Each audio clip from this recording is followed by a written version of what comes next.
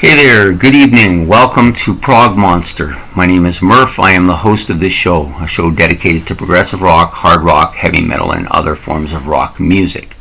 Tonight it's our Wednesday night favorites. Today we're doing a top 25 recently discovered albums. And what that really means, just for those of you who are not sure what that means, it's they're not new albums. They're albums that I've only listened to recently. I've only gotten into them in the last year since I started this channel. I never heard them before, or I heard very little of them, or maybe I knew a couple songs from the radio, but that's it. So I decided, because they're new to me, I decided to make a list of recently discovered albums, the same as I did with the bands that I did, the new bands for me, even though they're not really new bands, and these are not really new albums, but they're new for me. I'm sorry this is going to come out late for several reasons. First of all, my back has still been bad. When I get home from work, I can barely walk around. It takes a while to get into, I feel better now, so that's why I started late. Other thing too is I started to do this video, and about halfway through I discovered that two of the albums on my list I hadn't put in the stack. I for some reason I'd written them down, but I hadn't put them in the stack, so they kind of threw everything off. So I decided, rather than try to zip it in and mishmash it and stuff like that, I decided that I would just redo the whole thing. So here we are. So for those of you who haven't seen this before and not really sure what I'm going to do, is my top 25. I will start at 25th and go to number 1. These are personal favorites, so 25th is my 25th favorite, first is my first favorite, and I go from least to best, I guess is how you want to put it. A couple qualifications here. Some of these albums I haven't been listening to very long, but they've made an impact enough to make the list, but not enough to really, if you did this a month from now, a lot of them would be moved up. Of course, if you did this a month ago, the number 1 album would have been a different album. A couple albums have moved ahead of it. So at any rate, and there is one other qualification. There was one album that I was putting through this list and everything, and I got it and I've written it down and I put it in the stack, and then I said, you know what, this isn't really a rock album, but it's been in the playlist with all these rock albums, so I kind of think of it as a rock album. It does have some rock elements to it, but it's more of a blues album. But since it's already in the stack, I'm not going to take it out, and we're just going to keep it in there. I like it a lot. So, okay, so having said all that, we're back to where we were before I screwed this up the first time. But at least this time I know it's right, and we're going to start again, once I said, from the 25th and go up to number 1. And then when that's all done, I will count them down again from 1st to 25th, and then I'll give you my honorable mentions. I think I have 4. I was going to give you a 5th one, but I don't think it was a weak album. I don't really want to talk about it anymore. Okay, so we're going to go with, this one is number 1, number 25 actually. 25th on my list, Amorphous Androgynous, and my favorite vocalist, Peter Hamill. Yeah, I know I'm sarcastic. So anyways, like I said before, if you've watched the look back, or if you watch the album review of recent album review with this album, you will note that I really like the cover quite a bit. The musicianship is good on this. The thing about this album too is that it took me a while to get into it, and then I kind of liked it, and now I like it quite a bit more. So it's growing on me. I've begun to penetrate it. It's a kind of a concept album. Most of the songs are about the same kind of thing, moving into the same direction. So really good album. It was a little bit pricey for me because it was an import, but and I thought I was getting had for a while, but I now thank the guy for recommending it, and I will stick with it. Okay, so the number 24 is from a guy who I've known about since the 70s, early 70s. You would think he would be a natural fit with me based on my history with Kiss, but he wasn't for some reason. I just found him a little bit too poppy and maybe overblown. I just didn't care for him, and that's Alice Cooper. Now, I had an album by Alice Cooper back in the 80s called Flush the Fashion, which is nothing like this. It was a good album, but it was just nothing like this, so I thought this was going to be like that stuff back in the 70s that I didn't like, based all on one song. Now, how often does that happen with me? Jethro Tull, it happened with me. Pink Floyd with The Wall, all this. Same thing here. I listened to that one song, School's Out, didn't like it, ditched the whole statch. So anyways, I got this album fairly recently, and it just grows on me every time I listen to it. It's so good. Some creepy stuff on here, lots of really good stories, really pretty strong vocals. The instrumentation is better than I thought it would be. It's pretty good. It's pretty solid, and the songwriting is really good. So yes, I like this album a lot. Coming in at number 24. It probably would come up higher if you come back in a month or so. Welcome to My Nightmare. Then we come up with number 23, The Presence by Led Zeppelin. It's one of the few Led Zeppelin albums I had never heard before. This one and Physical Graffiti, I think, are the two I had never listened to before. So I got this one first. I saw it first. The other one was a little more expensive, so I wanted to wait for it. Really good album. Solid. Can't really go wrong with Led Zeppelin. I don't think they've ever made anything bad. It's just some of the stuff is great and some of it's just good, you know. And this one is one of the just good, although it does have some really great tracks on it. So comes in at number 23, Led Zeppelin, The Presence. Next one is from a band that I loved. The first album I ever bought. I played it the heck out of it. I played it all the time. I really liked it a lot. And then I never bought another one. Go figure. Seemed like a natural to do. But the one thing about this band is that none of their albums sound anything like any of the other albums. And even some of the songs are very different. There's a wide range of music styles here. There's some really hard stuff, some real heavier stuff, some psychic stuff, and then you got these kind of poppy things too. But we're talking about this album, Agents of Fortune. I mean, other than Don't Fear the Reaper, which is everybody's going to know that one. There isn't a lot on here people would know unless they listen to Blue Oyster Cult. But there's a lot of really good stuff on here. And as much as I like Don't Fear the Reaper, there's other stuff on here that I think is better. You know, it's just the way it is. Pretty solid album. Comes in at number 22 for me. And the beginning of this was the second one I've listened to the most. The next one's probably going to even get more listened as I grow in my esteem of this band. Okay, next up is the album that I talked about that really probably doesn't belong here. John Lee Hooker, Boom Boom. Not really a rock album. Some decent guitar. He's got a great voice. He can tell a story. I love his whole style and that bluesy sound to it, and a lot of the songs are really catchy too. So I'm leaving it in just because I've already got it. So let's go.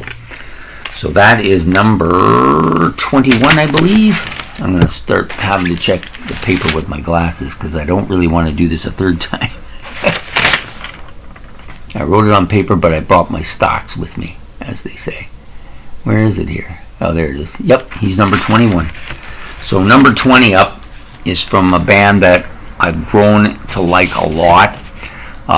Pete Pardo from the Sea of Tranquility is doing I guess it's a video with the members of the band, interviewing them. I guess they're going to be playing at this event that he's doing in October. And I'm looking forward to. I wanted to watch the video, but it wouldn't play, so I'm thinking it's an upcoming video. I'm not sure when. I didn't see any time frame on it or anything, so I'll be looking forward to seeing that. Anyways, we're talking about Nectar. This is the recycled album. I just did a look back at a classic rock album from it, so if you want to hear more about it, you can listen to that. Really good album. Like it quite a bit. As I do all the stuff I've listened to them so far. Okay, the next album up, number 19. That was 20, right? Nope, sorry. I'm screwing up again. Here we go. Where is it? Oh, that was number 20. I'm sorry. Yeah, this is number 19. War Child by Jethro Tull. Oddly enough, I had never heard this album before. I'd seen it many times, but never bought it. It does have a couple of tracks on here, Bungle in the Jungle and Skating Away on the Thin Ice of a New Day. Both those are on one of my master albums, hits, I guess is what you call it. So I was very familiar with them, but the rest of the album is like totally unknown to me. But this is a really good, solid album. Another great album in Jethro Tull's catalog, and it comes in at number 19 for me. Number 18 is from my favorite band, and for oddly enough, I never had bought this album. It was the one I hadn't owned and hadn't even tried to find it. I had heard that the quality of it wasn't that good. We're talking about Vapor Trails, of course, and that it had been written after the passing of Pert's wife and daughter and had a lot of negativity to it, and so I didn't really want to listen to it, but I did listen to it. There's a lot of really good riffs on here. This is a pretty solid album. It's coming in here at number 18. Probably would go higher up on my Rush list if I had listened to it when I did that list, but I hadn't at the time, so I think maybe once. So number 18, Rush's Vapor Trails. Number 17, Eloy, Dawn. Currently on my playlist as well. It's growing in esteem with me. I had a hard time penetrating it a bit when I first got it there, but I'm starting to catchy. I'm starting to remember some of the tracks and stuff, so it's coming up. Pretty solid album though. And of course, like all the Eloy covers, they're all bright, colorful albums, which is always, I really like the inside part too. So such a good album for number 17. Number 16, Pretzel Logic, Steely Dan. Gotta like Steely Dan. I never liked Steely Dan, actually. When I was growing up, I heard a couple of their songs, and there's one on here, Ricky Don't Lose That Number. I knew that song, but from the radio, and it was kind of catchy, but I never followed it, and I never really got into this. But there's a lot of really good tracks on this album. I'll be doing a look back on this album eventually too, so I don't want to say too much about it other than today it's coming in at number 16. Steely Dan, Pretzel Logic. Pretty solid album. Number 15, Rust Never Sleeps. Yeah, I know. How can you not have listened to this? Well, other than Rust Never Sleeps or Hey Hey My My, I knew that. Everything else was new to me, and to be honest, I think most of the other stuff is better than that. So, a couple tracks on here, the Pocahontas one, Thrasher, love them both, really good. Great instrumentation, pretty heavy album. Neil Young's at his best vocals, and his lyrics are kind of quirky as always. So, Neil Young, Crazy Train, Rust Never Sleeps, number 15. Number 14 is another Eloy album, Colors. Probably my favorite album by them. It's also my first one. It has the most listened to time, so it's hard to say if it'll end up being my favorite album by them, but at the moment it is because it's the one I've listened to the most. It's pretty good. I love a lot of the tracks on here. Some pretty good keyboards on this album too. And if you want to see more on it, I did do a look back on it. Eloy's Colors, coming in at number, what did I say, 14 or 15? 15 or 14, which one? Where is it? 14. Number 13 is a brand new album from this year, Jethro Tull's The Zealot Gene. I was pleasantly surprised with this album.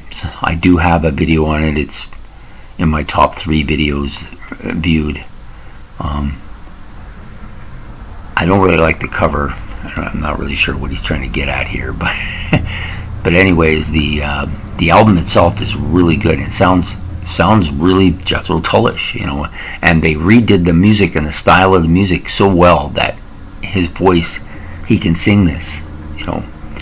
If they'd done it the old way, they would have probably had to get a musician to sing it, and then what would have been the point, right? anyways, it's a pretty solid album. Just recently came off of my playlist after being on there for probably 6 months since I first got it. Excellent album. That's number 13. Where is it? I know I wrote it down. I can't see it because I probably wrote it backwards. Oh, it's Zealogene, yeah. So number 13 was the Zealogene, so that means this guy is number 12. Another album who I had listened extensively to one song, and the rest of it I didn't know too much. There was one other track I had heard, but I never really liked it, so I never got into. The rest of it is all new to me, and it is biting, this album. Yep, Defenders of the Faith by Judas Priest. I did do an album on this, cover, look back at a classic rock album on this too. Really solid album.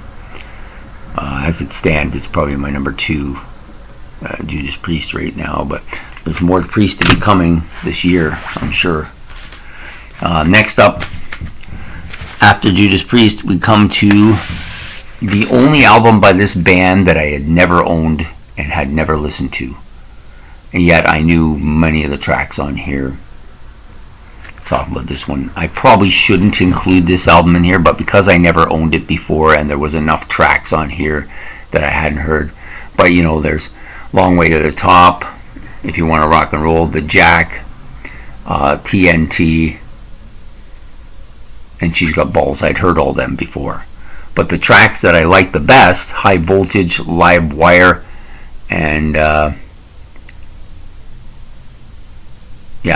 High Voltage and Live Wire, they're my 2 favorite tracks, and I never heard them before. They're great. I love them. So I'm going to include it, even if it shouldn't really be on here, only because I never owned it before. If I'd owned it and got it again, it wouldn't be talking about this right now. Okay, so number 10 is a group that I've talked about before, saying that I should have been into them years ago and had opportunities to get albums and passed on it and never did it and just let it go. And then finally I ordered this album, and it came with a set of albums that I've been going through here. This one, great album, King Crimson.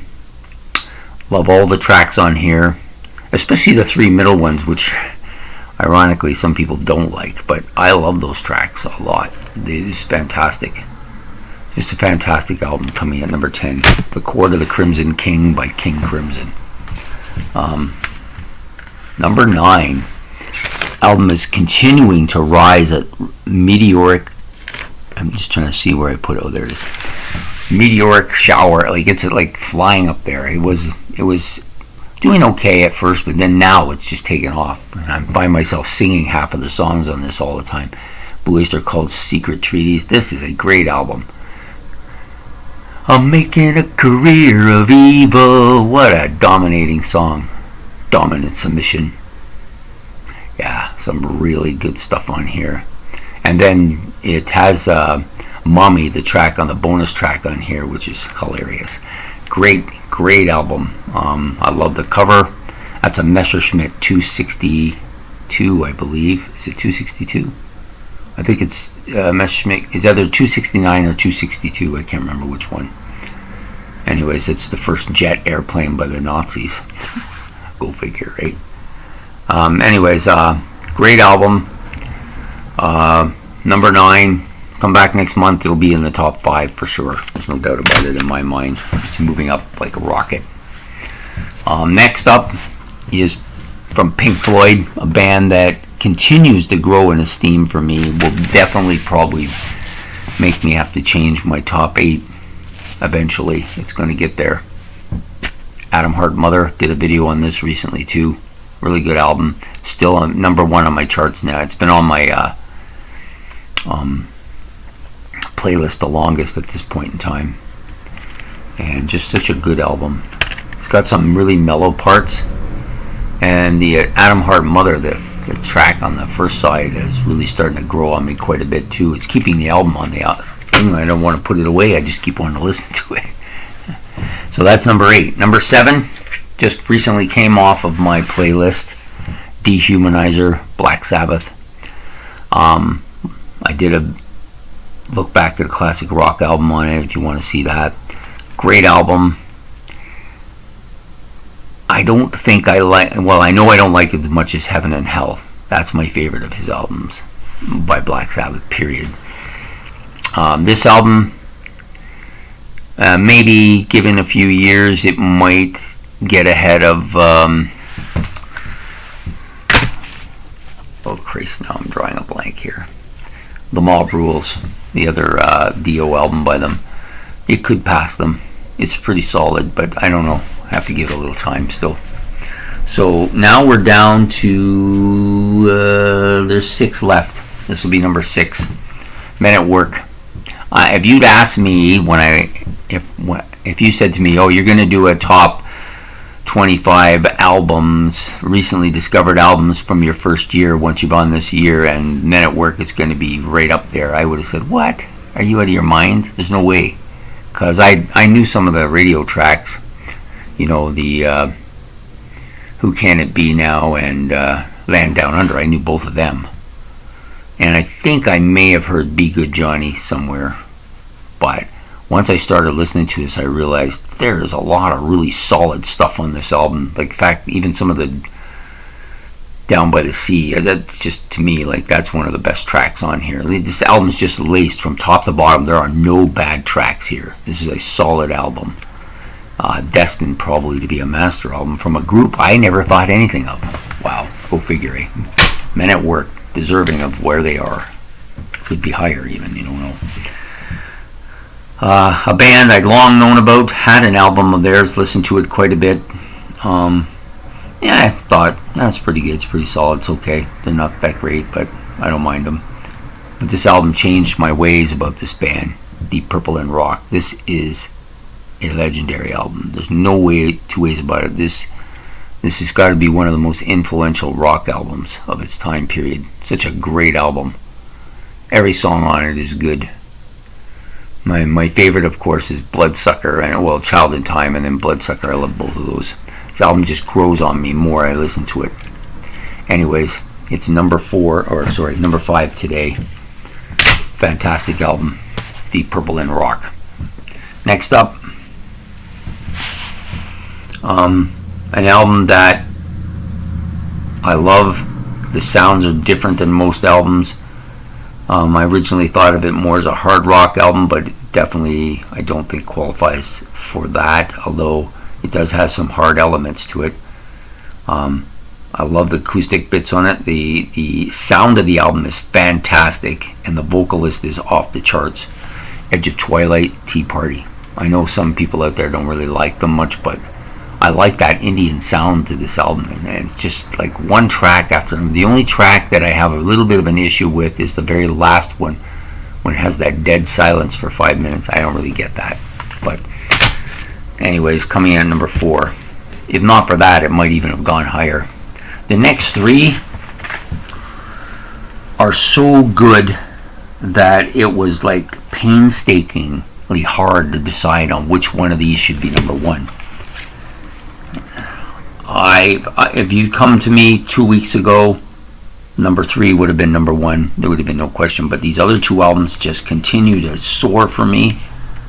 The number 2 album would have been number 1 last week, but this other one has just continued to be great. I think it's going to be one of my favorite albums by the group.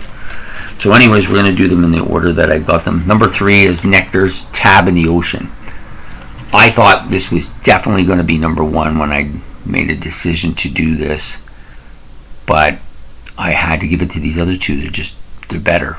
This is still a great album though. Like, it's just this is putting Nectar on the clipboard for me. This, not only is this a great album, it's going to eventually go up there and couldn't even crack my top 10 of all time, and nobody's cracked my top 10 in over 15, 16 years. So this could be the first one to do it. Number 3. Number 2 is an album still on my playlist charts, right up there in the top couple of spots now for longevity, but it is so good. Acquiring the I know the album cover looks kind of actually, I don't even know which way to put it, to be honest with you. I think it goes like that. I think, or maybe it's like that. I don't know. Yeah, maybe like that. I don't want to tell you what that looks like's happening because you'll think I'm a sicko. But anyways, there's what it's supposed to look like. So then there's nobody gets any ideas. But anyways, every song on this album is great. Acquiring the Taste, Wreck, The Moon is Down, Black Cat, Plain Truth, and the first 3 tracks, House to Street, The Room, Edge of Twilight, Pandagruel's Nativity. I love all the songs on here. Some of them a little more than others, but there's just so much interesting stuff going on here. The instrumentation is so deep and just incredible. Yet, if I had bought this album when I got the other one that I have back 40 years ago, I might not have liked it. Definitely was a hard listen to get into it, but once I got into it, definitely a band I want to have all their albums. They are just so good, so underrated. Fantastic album. Gentle Giants, Acquiring the Taste. Fantastic. Okay, so could have been number 1, but number 1 had to be this album. I debated it because it has less time with me than those first 2, the last 2 I just said, and they were like hard, really good, but this one is just growing so much. Stand Up.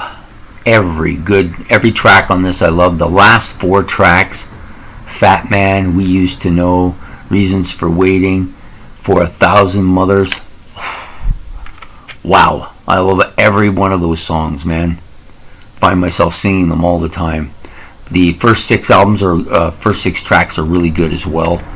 This is destined to be a master album, no doubt about it. And this is my number 1 today. Come back in a week's time, it'll probably still be number 1, but those other 2 albums are really good as well. So that was tough doing those last 3. I think one of the toughest I've done.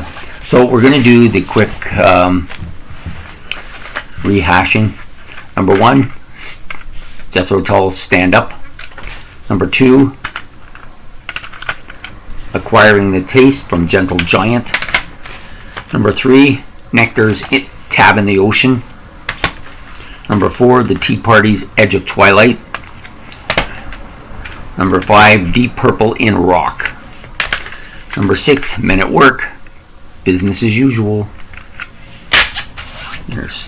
Number 7, Black Sabbath, Dehumanizer.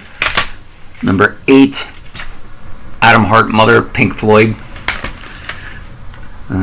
Number 9, Blue Oyster Cult's Secret Treaties. Number 10, King Crimson's in the Court of the Crimson King. Number 11, AC/DC's High Voltage. Judas Priest, Defenders of the Faith, is number 12. Number 13 is Jethro Tull's The Zealot Gene. Number 14, Eloy's Colors. Number 15, Neil Young, Crazy Horse and Rust Never Sleeps. Number 16, Steely Dan's Pretzel Logic. Number 17, Eloy's Dawn. Number 18, Rush's Vapor Trails. Number 19, War Child by Jethro Tull. Number 20, Nectar's Recycled. Number 21, John Lee Hooker's Boom Boom. Number 21, oh, maybe that was 21. Yeah, I think it was. Blue Oyster Cult, number 22. I think I skipped one, or I read one twice. Agents of Fortune. Number 23, The Presence by Led Zeppelin. Number 24, Alice Cooper's Welcome to My Nightmare. And last but not least, Amorphous Androgynous and Peter Hamill. Let's break the album. Persuade Ourselves, We Are Immortal. I think I forgot to say that the first time. Number 25. Okay. Don't want the stack falling over, so I'm going to secure it. Okay, so I'll do a few of the honorable mentions. Iron Maiden's Pieces of Mind probably would have made this list if I'd been listening to it just a little bit longer. Also, it's an album kind of like that AC/DC album. There's a couple tracks on here, The Trooper and Flight of Icarus, which I already knew, but I didn't know much of the rest of the album. So I decided that even though it's not completely a new album to me, it's the first time I've ever owned it, and I like it quite a bit, so I'm going to give it an honorable mention here. Kansas's Left Overture, one song on there I knew, the rest I didn't. The album kind of had a funny thing with it. I liked it, and then I really didn't like it, and then I liked it, and then I didn't really like it. It was kind of a wishy-washy album for me, so I removed it from my playlist fairly a couple months into it. Probably didn't give it long enough to try, but I'm mentioning it today. Fleetwood Mac's Say You Will, a surprisingly hard album. I think it was in my playlist kind of like Kansas was, and was doing the same thing. I liked it, but I didn't like it at the same time, and so I've just since thought about it, and I think I like that it's got some hard stuff on it, but there's no Christine McVie on it. That hurts it, and the other thing that hurts is it's really long. I like my albums, unless it's a concept album or a live album, I don't really like them much more than 40 or 45 minutes. It starts to wane on me, and this is like over 60 or 65 minutes. So that's the only thing about it I didn't really like. King Crimson, In the Wake of Poseidon. Good album, just hasn't had enough exposure with me to really make any impact yet, and like most albums of that nature, they take longer to develop than some of the other stuff that comes out almost right away. So give it some time, it'll come to life, I'm sure. And then there was one other one here, can't remember what it was now. Oh well, can't be that important. So I decided that I enjoyed listening to most of these albums quite a bit. I may do a follow-up to these two videos I did last week and this week. Next year I may do like a sophomore year, like what happened from my first year to my second year. I might do that next year. We'll see how it goes, right? Anyways, I hope you enjoyed this video. It was fun to do, a little nerve-wracking with the top three, but other than that, it was pretty interesting. I'm pleasantly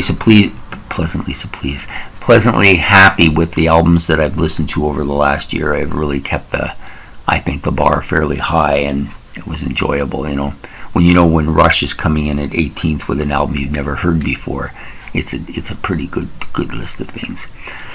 So anyways, I hope you enjoyed this. If you did, please like and subscribe, and it's much appreciated, and I hope you have a good evening, and sorry for the lateness of this coming out. Technical screw-ups, we call them. Okay, so have a great evening. Frog Monster out.